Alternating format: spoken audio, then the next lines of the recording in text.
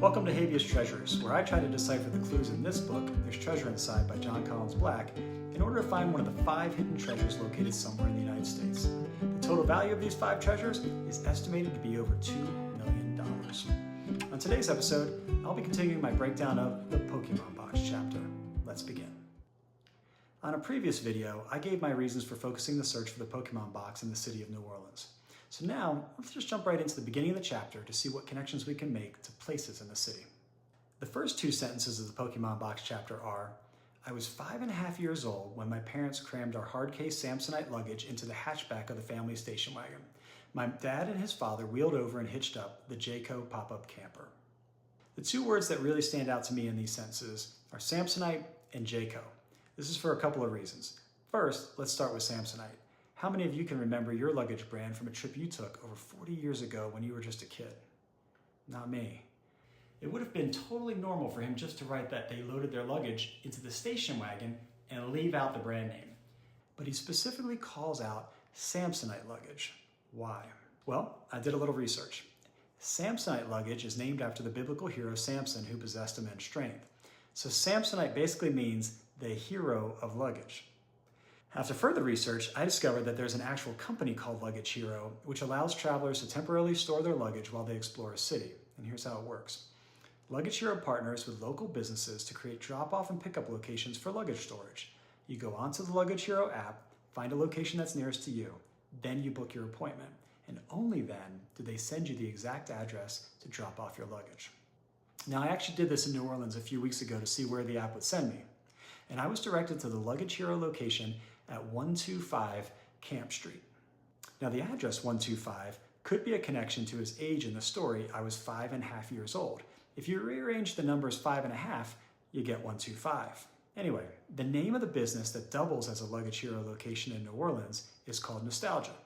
It's a cool coffee shop that has vintage arcade games that you can play for free while you hang out. I think the author is making a reference to coffee in the last sentence of the paragraph when he writes, this was my first long road trip, and I brimmed to the rim with excitement. Now, back in the late 70s, early 80s, Brim Coffee used to run ads with a similar sounding tagline. Well, if it tastes this rich, fill it to the rim. With Brim. Fill your cup to the rim with the richness of Brim. And maybe it's a coincidence, but I really like the idea that the author is telling a nostalgic story about his childhood vacation while also dropping a clue to a place called Nostalgia. So what about the other brand name he mentions at the beginning of the chapter, Jayco? Well, I thought, what if he's making another business reference here? Perhaps a company that begins with the letter J, a J company, or Jayco. Well, it turns out that right above the sign for Nostalgia, there's a sign for the JW Marriott Hotel located next door.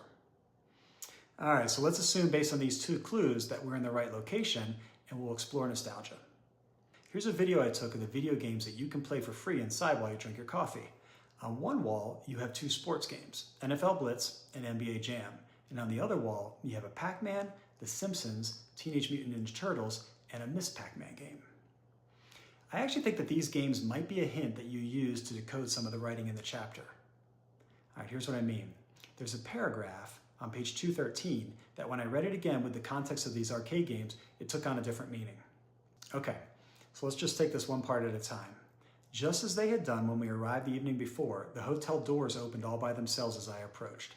Yesterday, I'd been stunned by this. Today, I didn't care. I was out onto the sidewalk in a flash. My head was on a swivel. Now, in both the Simpsons and the Ninja Turtle games, you walk down a street and villains come out of the glass doors as you approach. If they hit you, then your character gets stunned. However, if your character is flashing at the time, then you're invincible and you don't care because they can't hurt you. Also, you can think of the joystick that controls which way your character faces as my head was on a swivel. I think the lines I became instantly lost in amazement at my surroundings and I took in everyone and everything refers to the 2 Pac-Man games. These phrases seem to be a direct reference to the Pac-Man mazes and the gobbling up of pellets, ghosts, and fruit in the game. Even the last sentence, my parents straggle behind, lost in some boring conversation, sounds like it could be referring to the noises that Pac-Man, his dad in this case, and Miss Pac-Man, his mom, make as they move around the screen. Now, I know what some of you are probably thinking right now. This sounds crazy. Why would the author tie his story to a business like Nostalgia and some video games that might not be there next month, let alone in a year or 2? And didn't he say in an interview that the treasure isn't hidden inside a man-made structure? He sure did. So for the record, I don't think he hid the treasure in nostalgia. In fact, I think he safeguarded against the possibility that nostalgia changes out their video games at some point with the next paragraph on page 213. Here's the paragraph I'm referring to. This paragraph takes on an entirely different meaning if you look at it through the lens of The Simpsons, specifically the intro to the TV show. All right, let's go line by line. My pace quickened. I rounded a street corner ahead of them. I think this is Bart riding his skateboard. It was then that I heard the silky tones of a baritone saxophone spilling out into the air. I think this could be Lisa leaving the band room at school playing her saxophone. I stopped. Maybe Homer getting off work? The music was coming from inside the windows right beside me. I think this is Marge and Maggie honking their car horns together inside the car. And finally, I pushed my nose squarely onto the darkened glass pane and peered inside. I think this is Maggie getting scanned at the grocery store checkout. Okay, so let's assume for a moment that you take a leap of faith and you agree with me that the author is making a Simpsons reference both with the video game and the TV show intro. The real question is why? What does it mean and how does it tie into New Orleans? Well, the answer to that, I believe, can be found in the 17th episode of season 29 of The Simpsons called Lisa Gets the Blues. In this episode, the Simpsons travel to New Orleans and Homer and Lisa end up in a music club called the Spotted Cat. Now, this Spotted Cat club actually exists. I visited it when I went to New Orleans. I even got a t-shirt there. It's exactly as described in the book, including a doorman guarding the door, the bar, and the stage. Also, I believe the author drops a reference to the name of the club, the Spotted Cat, when he writes, I scampered, kind of like a cat does, up to the bar and climbed onto a bar stool.